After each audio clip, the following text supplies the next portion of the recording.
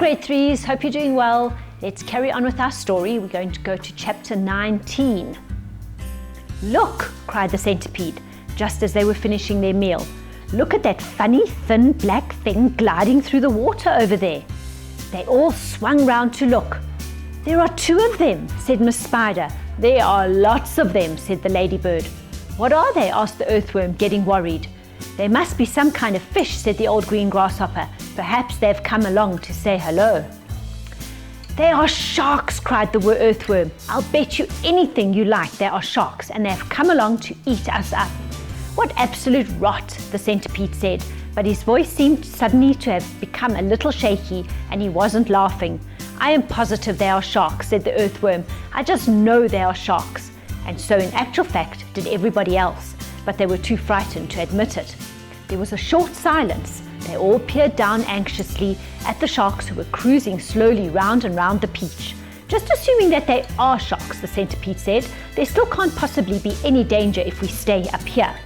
But even as he spoke, one of the thin black fins suddenly changed direction and came cutting swiftly through the water right up to the side of the peach itself. The shark paused and stared up at the company with small evil eyes. Go away, they shouted. Go away, you filthy beast. Slowly, almost lazily, the shark opened his mouth, which was big enough to have swallowed a perambulator, and made a lunge at the peach.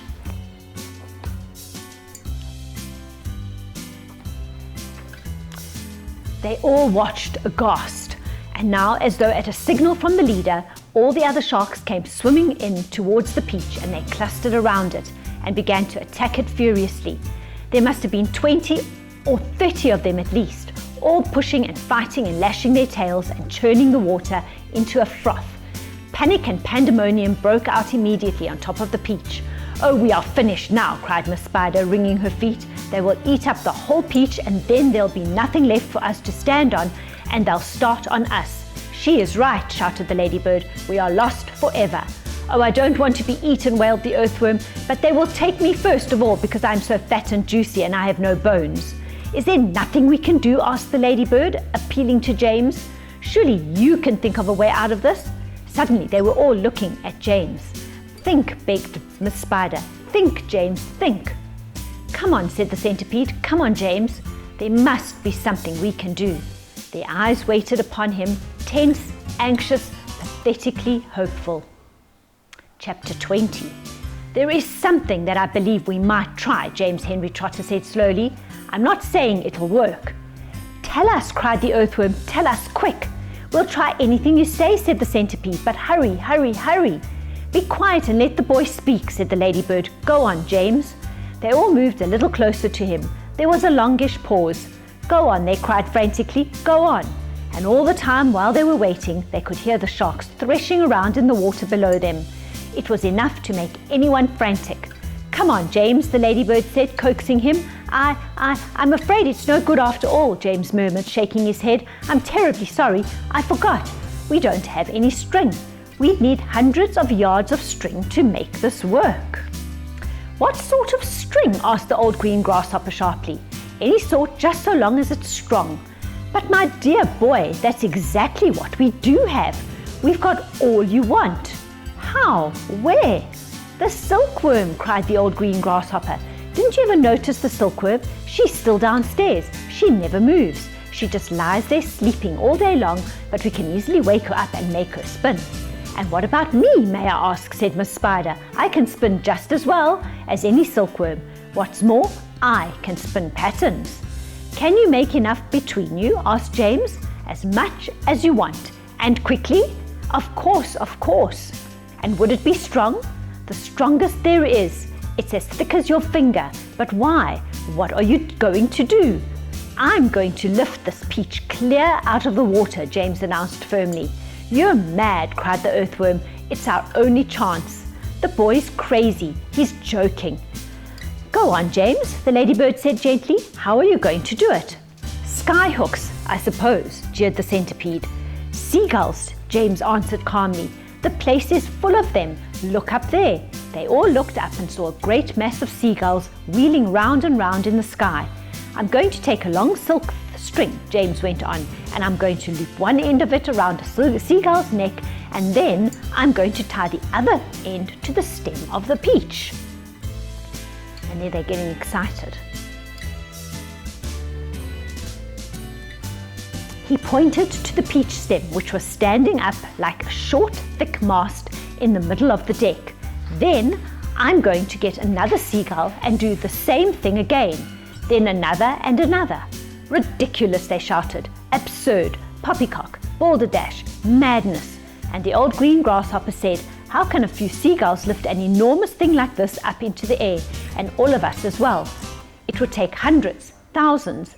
There is no shortage of seagulls, James answered. Look for yourself. We'll probably need 400, 500, 600, maybe even 1,000. I don't know. I shall simply go on hooking them up to the stem until we have enough to lift us. They'll be bound to lift us in the end. It's like balloons. You give someone enough balloons to hold, I mean really enough, then up he goes. And the seagull has far more lifting power than a balloon. If only we have the time to do it. If only we are not sunk first by those awful sharks. You're absolutely off your head, said the earthworm. How on earth do you propose to get a loop of string around a seagull's neck? I suppose you're going to fly up there yourself and catch it. The boy's dotty, said the centipede. Let him finish, said the ladybird. Go on, James. How would you do it? With bait. Bait? What sort of bait? With a worm, of course. Seagulls love worms. Didn't you know that? And luckily for us, we have here the biggest, fattest, pinkest, juiciest earthworm in the world. You can stop right there, the earthworm said sharply. That's quite enough. Go on, the others said, beginning to grow interested. Go on. The seagulls have already spotted him, James continued. That's why there are so many of them circling around. But they daren't come down to get him while all the rest of us are standing here. So this is what... Stop!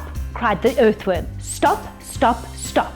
I won't have it. I refuse. I... Be quiet, said the centipede. Mind your own business. I like that. My dear earthworm, you're going to be eaten anyway, so what difference does it make whether it's sharks or seagulls? I won't do it. Why don't we hear what the plan is first, said the old green grasshopper. I don't give a hoot what the plan is, cried the earthworm. I am not going to be pecked to death by a bunch of seagulls. You will be a martyr, said the centipede. I shall respect you for the rest of my life. So will I, said Miss Spider, and your name will be in all the newspapers. Earthworm gives life to save friends. But he won't have to give him his life, James told them. Now listen to me. This is what we'll do. Chapter 21. Why, it's absolutely brilliant, cried the old green grasshopper when James had explained his plan. The boy's a genius, the centipede announced. Now I can keep my boots on after all. Oh, I shall be pecked to death, wailed the poor earthworm. Of course you won't. I will, I know I will. And I won't even be able to see them coming at me because I have no eyes. James went over and put his arm gently round the earthworm's shoulders. I won't let them touch you, he said. I promise I won't. But we've got to hurry. Look down there. There were more sharks than ever now around the peach. The water was boiling with them. There must have been 90 or 100 at least. And to the travellers up on top, it certainly seemed as though the peach was sinking lower and lower into the water. Action stations, James shouted. Jump to it. There's not a moment to lose. He was the captain now, and everyone knew it. They would do whatever he told them. All hands below deck except for Earthworm, he said.